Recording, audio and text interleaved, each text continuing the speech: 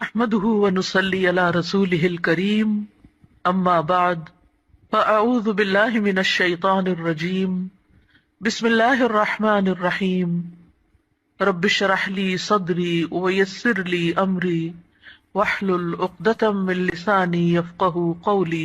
اللہ تعالیٰ نے انسان کو جن بڑی بڑی نعمتوں سے نوازا ہے ان میں سے ایک نعمت اولاد کی نعمت ہے۔ قرآن حکیم میں اولاد کی ولادت کا ذکر ایک خوشخبری کے طور پر کیا گیا ہے۔ ارشاد باری تعالیٰ ہے، یا زکریا انا نبشرک بغلام اسمہ یحییٰ لم نجعل لہ من قبل سمیا۔ اے زکریا، ہم تجھے ایک بچے کی خوشخبری دیتے ہیں جس کا نام یحییٰ ہے، ہم نے اس سے پہلے اس کا ہم نام کبھی کسی کو نہیں کیا۔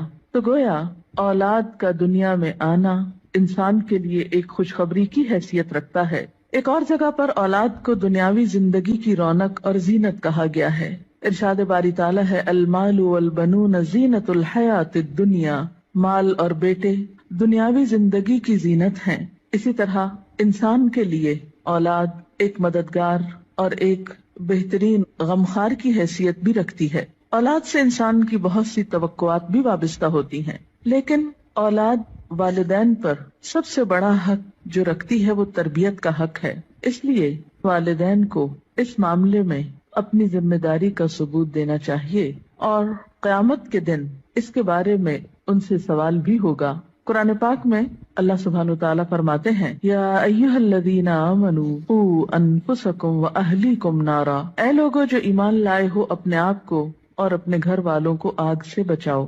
گویا والدین کی ذمہ داری میں صرف یہی شامل نہیں کہ وہ بچوں کو تعلیم دیں یا ان کے کھانے پینے کا بندوبست کریں، بلکہ ان کی ذمہ داری میں سے ایک اہم ذمہ داری یہ ہے کہ وہ ان کی اچھی تربیت کریں اور انہیں آخرت کے بھیانک انجام سے محفوظ کریں، آگ سے بچائیں۔ ایک حدیث میں بھی آتا ہے، آپ صلی اللہ علیہ وسلم نے فرمایا، کلکم راع وکلکم مسئول عن رعیتہ، تم میں سے ہر شخص نگران ہے اور ہر ایک سے اس کی رعایا کے بارے میں، ماتحتوں کے بارے میں سوال کیا جائے گا۔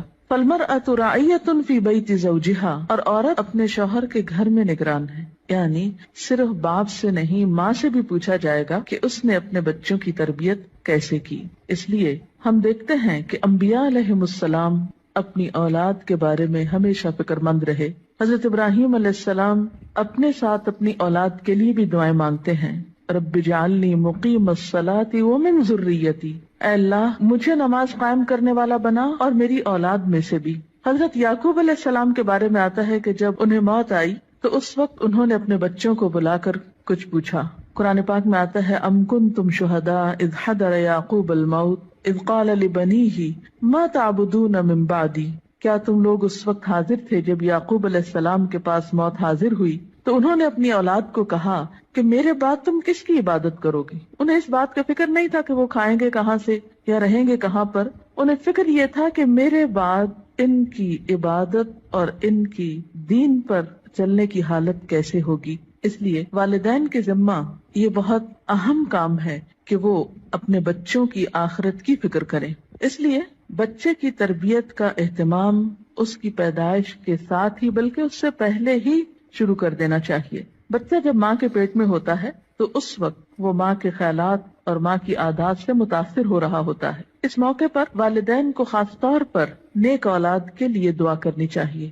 جیسا کہ قرآن پاک میں آتا ہے، رب ہب لی من لدنک ذریۃ طیبہ، اے میرے رب مجھے اپنے پاس سے پاکیزہ اولاد عطا کر۔ پھر اسی طرح بچے کی پیدائش پر خواہ وہ لڑکی ہو یا لڑکا، خوشی کا اظہار کرنا چاہیے، اللہ تعالیٰ کا شکر ادا کرنا چاہیے، اس نعمت کو اچھی طرح قبول کرنا چاہیے تاکہ پھر اس کی صحیح طور پر قدردانی ہو سکے۔ احادیث مبارکہ سے ہمیں کچھ اور باتیں بھی پتہ چلتی ہیں کہ جب بچہ پیدا ہو تو اس کے کان میں آذان دی جائے، گویا پیدائش کے بعد سب سے پہلے اس کو اللہ کا نام سنایا جائے، اس کے سامنے اللہ کی عظمت کا اظہار کیا جائے۔ اسی طرح نبی صلی اللہ علیہ وسلم کی سنت سے ہمیں بچوں کی تہنیک کرنے کا بھی پتہ چلتا ہے۔ تہنیک سے مراد یہ ہے کہ کھجور چبا کر بچے کے تالو پر لگائی جائے، کیونکہ بچہ سب سے پہلی خوراک جو اپنے منہ میں لے کر جاتا ہے اس میں بھی خوراک دینے والے کی شخصیت اور عادات کے اثرات منتقل ہوتے ہیں۔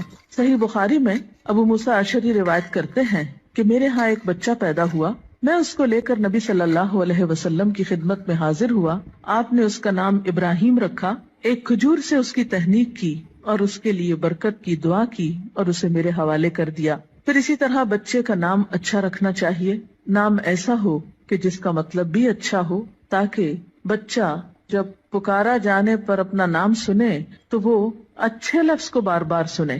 ایسا نام نہیں رکھنا چاہیے کہ جس کا پروننسیشن، تلفظ یا معنی اچھا نہ ہو. اسی طرح نومولود یعنی نئے نوزائیدہ بچے کے بارے میں یہ حکم بھی دیا گیا ہے کہ ان کے ولادت کے 7ویں دن ان کے بال منڈائے جائیں.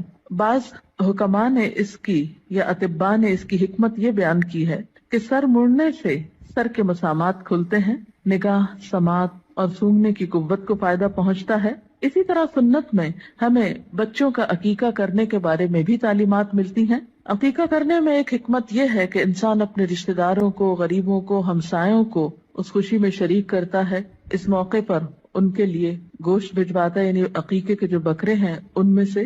پھر اسی طرح بچپن ہی سے بچوں کے ساتھ محبت اور شفقت کے ساتھ پیش آنے کا حکم ہے. بچہ صرف غذا کا ہی محتاج نہیں ہوتا، محبت و شفقت اور کیئر کا محتاج بھی ہوتا ہے. نبی صلی اللہ علیہ وسلم کا ارشاد ہے، جو ہمارے بچوں پہ شفقت نہ کرے اور ہمارے بڑوں کی عزت نہ کرے وہ ہم میں سے نہیں. پھر آپ دیکھیے کہ تربیت میں صرف محبت و شفقت ہی کافی نہیں ہوتی، بلکہ اس کے ساتھ ساتھ بچوں کو ڈسپلن سکھانا بھی بے حد ضروری ہوتا ہے. پھر یہ ہے کہ بچوں کی تربیت کے مختلف پہلو ہیں. ان کی تربیت میں ان کی ایمانی تربیت، اخلاقی تربیت، جسمانی تربیت، عقلی تربیت، نفسیاتی تربیت،